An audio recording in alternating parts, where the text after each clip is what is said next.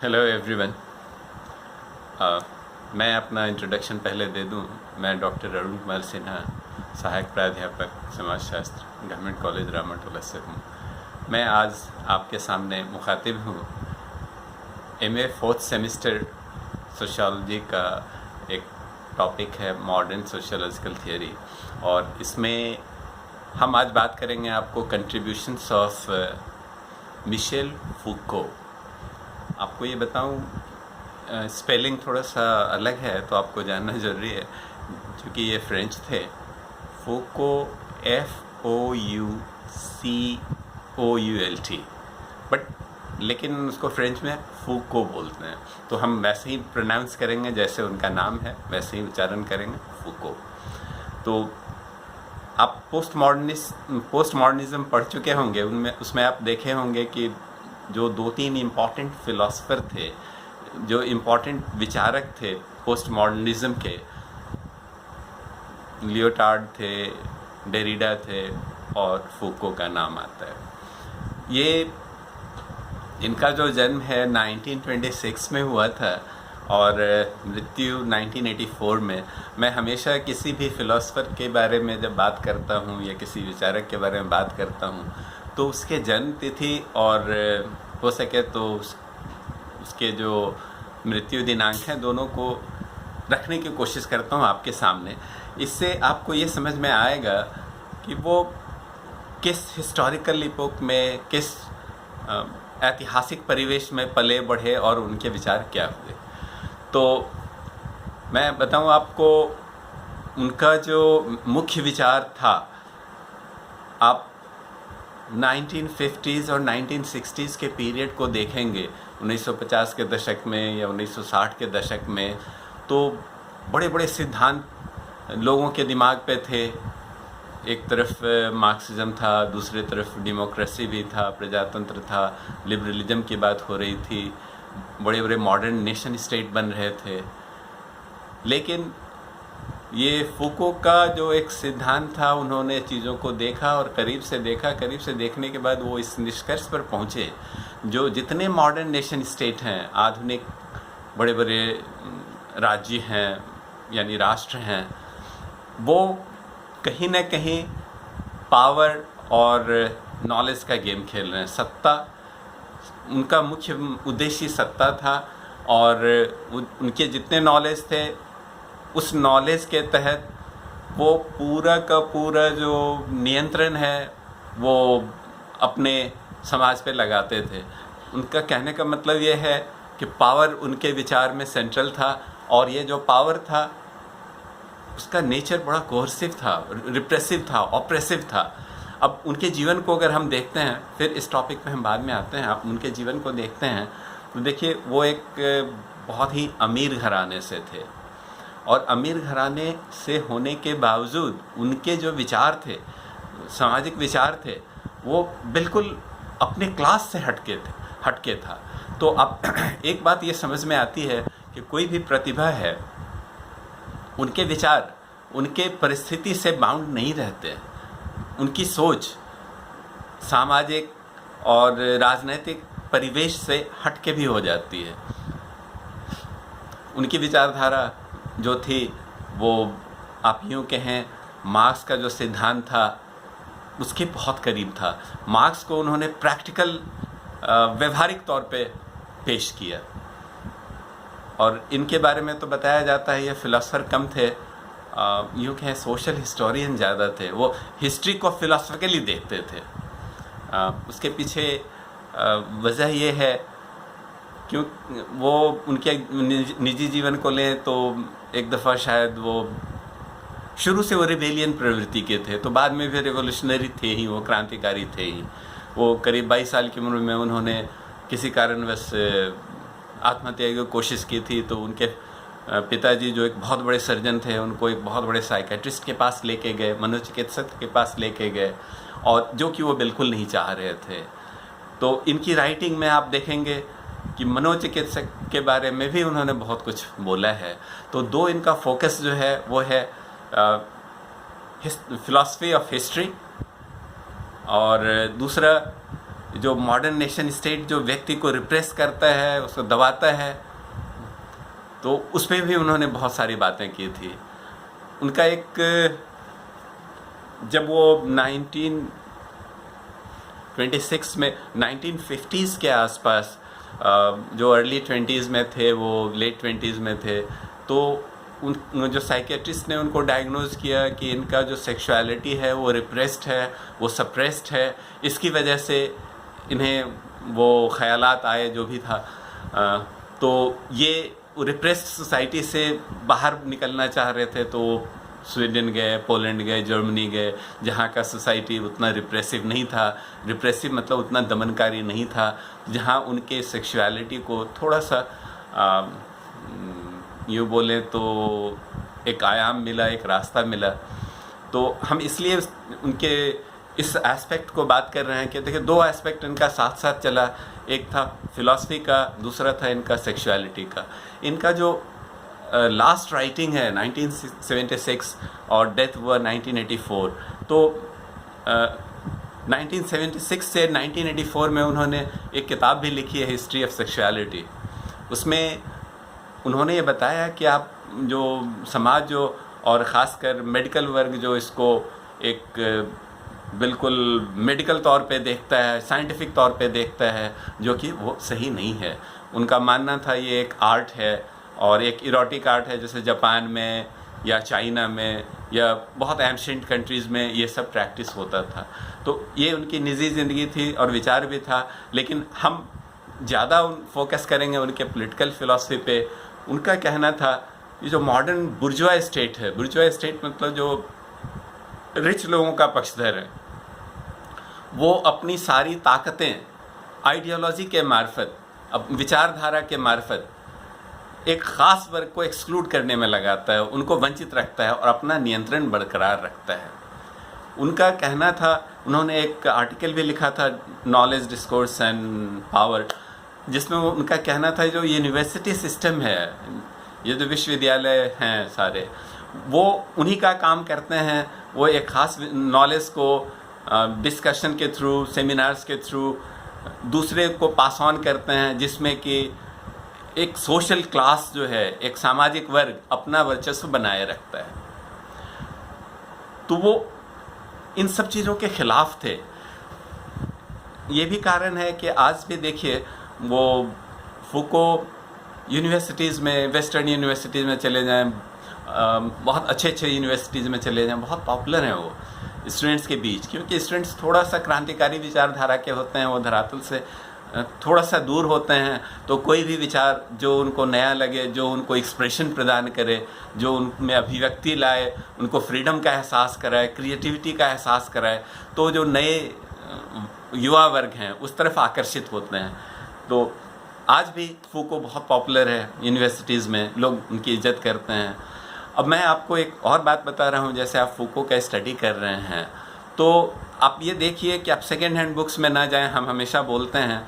और आज की डेट में यूट्यूब है, इंटरनेट है, उस पर आप जाके सर्च करें, फूको का इंटरव्यू है, फूको का डिस्कशन है, नोम चोम्स्की के साथ है। वो खुद बहुत सारी बातें बोल रहे हैं, उन पे बहुत सारी बातें बोली गई हैं।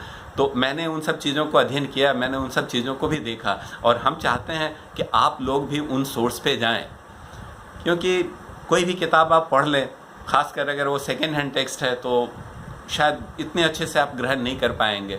डेरिडा का कहना था कि वो स्पीच और राइटिंग में बहुत फ़र्क हो जाता है। तो जब आप उनको सुनेंगे तो आप उनसे आत्मसात कर सकते हैं, उनके विचारों को आप पकड़ सकते हैं। और कुछ बड़े व्यक्ति ने ये भी बताया है कि आप 10 किताबें पढ़ लें, उससे अच्छा है कोई एक बहुत पढ़े लिखे व्यक्ति के साथ 1 घंटे बात कर लें। तो अब तो हमारे पास इतना अच्छा साधन है यूट्यूब का, आप सर्च कीजिए और उनका डायरेक्ट इंटरव्यू आपको मिल जाएगा, और उन चीज़ों को पढ़ें, देखें, तो आपका भी नॉलेज इजाफा होगा। बहरहाल मैं उन चीज़ों को छोड़ता हूँ, बताता हूँ। देखिए, सबसे पहले उन्होंने 1953 में वो इटली गए थे अपने दोस्त के साथ मौज मस्ती करने के लिए। तो वहाँ इटली में उनके एक दोस्त ने उनको एक नीत्शे की किताब दी। वो किताब का नाम था अनटाइमली मेडिटेशन। तो उसमें उनको एक विचार मिला जहाँ ये बताया गया था कि हिस्ट्री जो है, इतिहास जो है, वो आइडियाज़ के लिए इम्पॉर्टेंट है, आइडियाज़ के लिए, कॉन्सेप्ट्स के लिए, एग्जाम्पल्स के लिए। तब से उनके दिमाग में ये आ गया कि नहीं, हमको हिस्ट्री को एज ए फैक्ट नहीं देखना है, फिलोसफिकली देखना है कि उससे हम कौन सी चीज़ें निकाल सकते हैं और प्रेजेंट को बेहतर कर सकते हैं। तो उन्होंने एक ऐसे भी लिखा on the uses and abuses of history of life, जिसमें वो उन्होंने बताया कि इतिहास में जो आइडियाज़ हैं, कॉन्सेप्ट्स हैं, अवधारणा हैं, जो कुछ नए एग्जाम्पल्स हैं, उदाहरण हैं, उनको हम प्रेजेंट लाइफ में लगाएं। और इस कारण से भी उनको जो एकेडमिक हिस्टोरियन हैं, जो इतिहासकार लोग हैं, उनको पसंद नहीं करते थे। उनका कहना था कि इतिहास को एक्यूरेट ढंग से, सही ढंग से ये पेश नहीं किया। तो इनका कहना था सही ढंग से पेश करने की कोई ज़रूरत ही नहीं है, हमें जो चाहिए हम वहाँ से उठाते हैं, और हमारे लिए प्रेजेंट ज़्यादा मायने रखता है, और इतिहास उतना ही मायने रखता है कि प्रेजेंट चीज़ों को समझने के लिए हमको किन किन चीज़ों को इतिहास से देखना होगा। तो ये बहुत प्रैक्टिकल व्यक्ति थे। और आप देखेंगे मार्क्स ने बोला था कि लोगों ने इतिहास की विवेचना की है, समाज की विवेचना की है, कोई बदलने की कोशिश नहीं करता। तो हम देखते हैं कि मार्क्स के लाइन पे आगे चलते हुए फूको ने बस वैसा ही किया जैसा मार्क्स ने बताया था कि हमको सिर्फ समाज को समझना नहीं है, हमको समाज को बदलना है। बदलना किस लिए है? क्योंकि व्यक्ति का फुल पोटेंशियल, व्यक्ति का जो पूर्ण क्षमता है, वो अपने आप को रियलाइज़ कर सके, वो ज़्यादा खुश रह सके। और ये जो बुर्जुआ स्टेट है वो दमनकारी है। बुर्जुआ स्टेट दमनकारी इसलिए है कि व्यक्ति की अभिव्यक्ति को रोकता है, और उसके जितने सारे ऑर्गन्स हैं, लॉ लीजिए, नियम, प्रिजन, जेल, कोर्ट और पुलिस व्यवस्था, ये सारे उन्हीं का काम करते हैं। अब आपको लगेगा कि जैसे सिविलाइजेशन है, बढ़ के हम बहुत ह्यूमन सिविलाइजेशन में पहुंच गए हैं। पहले थोड़ा बारबेरियन था, ज़्यादा अच्छा सिस्टम नहीं था। तो उस पर भी उन्होंने एक टिप्पणी की, बोला देखिए आज जो जस्टिस है, जस्टिस व्यवस्था पे उनका भी बहुत प्रश्न चिन्ह था। आपको लगता है बहुत ह्यूमन है, लेकिन ह्यूमन आपको दिखता भर है, एक्चुअली ह्यूमन नहीं होता है। वो प्रिजन में पर्दे के पीछे वो सारे दमनकारी काम होते हैं जो, और बाद में जो कि आप बाहर नहीं देख पाते हैं। और पहले के ज़माने में फांसी दे दी जाती थी, सड़क पे फांसी दे दी जाती थी, तो लोग इसके खिलाफ प्रतिवाद भी करते थे। उसके फांसी देने के खिलाफ लोगों दिए जाने वाले संस्था और शासन के खिलाफ वो बात करते थे। लेकिन अभी एक ऐसा जामा पहनाया जाता है जिसमें आप वो बात नहीं कर सकते। हालांकि इस जस्टिस के मामले में नोम चोम्स्की ने कहा कि आपका जो सेंस ऑफ जस्टिस है, हम डिफ़र करते हैं। मॉडर्न सोसाइटी में, मैं इसलिए बोलना ज़रूरी है कि थोड़ा मैं बैलेंस करूं, आप युवा वर्ग हैं, किसी ख़ास तरफ ना बहक जाएं या बढ़ जाएं, हमें आपको आगाह करना है। तो उनका कहना था नहीं, सेंस ऑफ जस्टिस में एक बहुत कुछ एब्स्ट्रैक्ट वैल्यू है जिसको कि समाज लेके चलता है। पूर्णतया ये बोलने कि दमनकारी है, नोम चोम्स्की इस बात पे सहमत नहीं थे, और उन्होंने फूको से डायरेक्ट बोला मैं आपकी इस बात से सहमत नहीं हूँ। तो फिर आप आगे देखेंगे कि वो उन्होंने 1961 में एक किताब लिखी, वो था मैडनेस ऑफ सिविलाइजेशन। अब मैडनेस ऑफ सिविलाइजेशन आप समझेंगे कि उसमें कौन सी बातें हो सकती है, तो आप उनके फूको के इतिहास को जाइए। उनका थोड़ा साइकिक हिस्ट्री था, मेडिकल हिस्ट्री था। तो उन्होंने वो जो साइकेट्रिस्ट के ऊपर बहुत बड़ा टिप्पणी किया है, वो उनका कहना था जो 18th और 19th सेंचुरी के जो साइकेट्रिस्ट थे, वो डॉक्टर थे, वो व्यक्ति को व्यक्ति के तौर पे नहीं देखते थे, वो उनको ऑर्गन की तरह देखते थे। किडनी का बना हुआ है, ब्रेन का है, हार्ट का है, हाँ, और उनके अस्तित्व को खो देते थे। और जो सो कॉल्ड डिफरेंट व्यक्ति थे उनको पागल खाने में डाल देते थे, जो कि इनके हिसाब से बिल्कुल गलत था। कोई अगर डिफरेंट सोच का है तो गलत है, ऐसा नहीं है। उन्होंने एग्जाम्पल दिया रेनेसां पीरियड का लीजिए, जिसमें एक दौर चला था क्रिएटिविटी का। तो वहाँ जो लोग डिफरेंट होते थे उनकी इज्जत होती थी, और यहाँ हमारे समाज में जो लोग डिफरेंट हैं उनको मेंटली इल करार दिया जाता है। तो इस चीज़ के वो खिलाफ थे। ये क्या पागलपन का सिविलाइजेशन है, ये जो हमारी सभ्यता है वो पागलपन की दौर में है, क्योंकि सही व्यक्ति के क्रिएटिविटी को किल किया जाता है। और वो मैड कोई नहीं होता है, बस उसका जो विजडम है वो डिफरेंट है, वो अलग है। तो उन चीज़ों को आप इज्जत करें, देखें, उनके भी व्यू पॉइंट को समझें। और आप देखेंगे कि जितने भी जीनियसेस में हैं कहीं ना कहीं तो उसमें मैडनेस का एलिमेंट रहा है, और जो मैड नहीं है वो क्रिएट नहीं कर सकता है। तो हमारा ये कहने का मतलब मैडनेस का मतलब क्लिनिकली मैड से नहीं है। हर किसी में कुछ ना कुछ एक ऐसी सनक होती है जो समाज से अलग होती है। शायद वो उनकी बात कर रहे थे।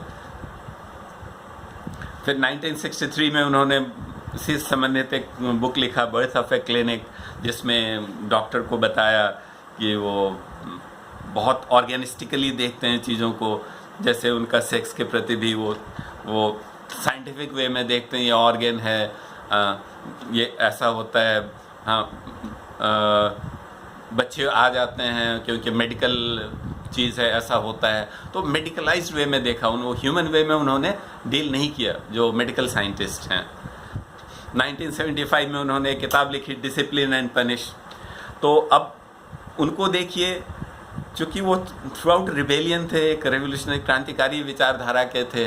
वो उनका कहना था जितने भी इस्टेब्लिश्ड इंस्टीट्यूशंस हैं, जितने भी इस्टेब्लिश्ड मतलब जो आपके इस्टेब्लिश्ड मीन्स स्थापित संस्थाएं हैं, उनको आप क्वेश्चन कीजिए और इतिहास में जाइए इनके, फिर समझ में आएगा कि ये किसी ख़ास वर्ग का ही हित देख रहे हैं।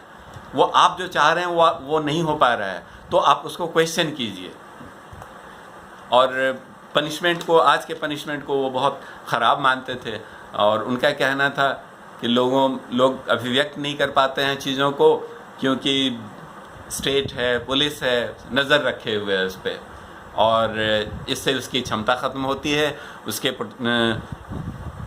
वो क्रिएटिविटी ख़त्म होता है, सृजनशीलता ख़त्म होता है, और उसका हैप्पीनेस ख़त्म होता है, उसकी जो खुशी है वो नहीं मिल पाती है, क्योंकि इंसान सृजनशील है, खुशी चाहता है और अपनी क्षमताओं को पाना चाहता है।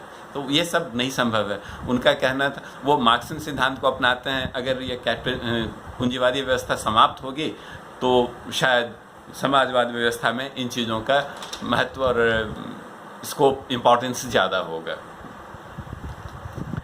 तो अब इनका दो मुख्य योगदान था, the way one should look at history. आप इतिहास को किस निगाह से देखेंगे, तो इतिहास को आपको उस निगाह से देखना है जिससे कि इतिहास की बातों को, अच्छी बातों को निकाल कर हमारे अपने इस जीवन को बेहतर करना है। History for its self is nothing. इतिहास अपने आप में कुछ नहीं है जब तक कि इसका प्रेजेंट में हम सही ढंग से इस्तेमाल ना करें। और दूसरा उन्होंने कहा कि जो जितने डोमिनेंट आइडियाज़ हैं जो और इंस्टीट्यूशंस है, उनको आप क्वेश्चन कीजिए, और क्वेश्चन करने के बाद उसमें जो ख़राबी है, हाँ, वो ख़राबी हटेगी और एक नई व्यवस्था आएगी।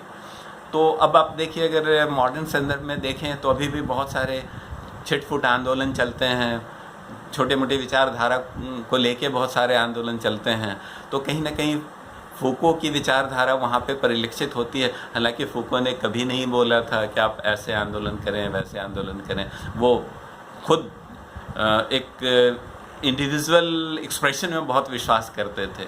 वो आप देखिए,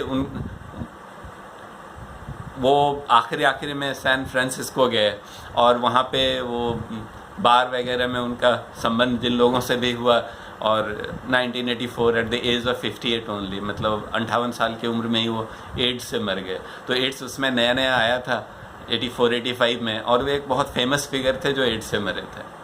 तो अब आप देखें एक क्या आयरनी है लाइफ का।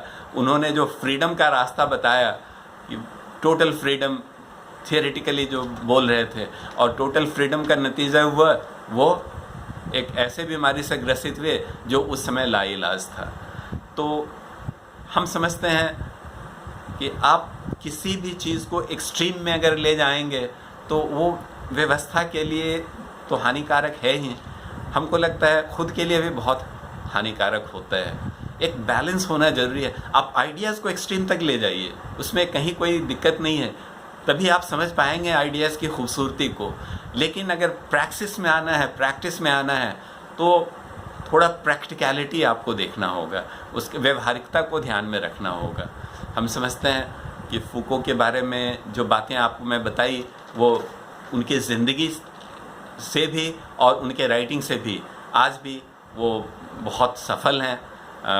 एक ख़ास तरह का शिक्षा और एक डायरेक्शन देने में हम समझते हैं आप उनकी बातों को समझ सके। और हम आपसे गुजारिश करेंगे कि आप उनके राइटिंग्स पे जाइए, उनके खुद जहाँ वो यूट्यूब में बोल रहे हैं उनको सुनिए और कुछ आप भी नया करें। धन्यवाद।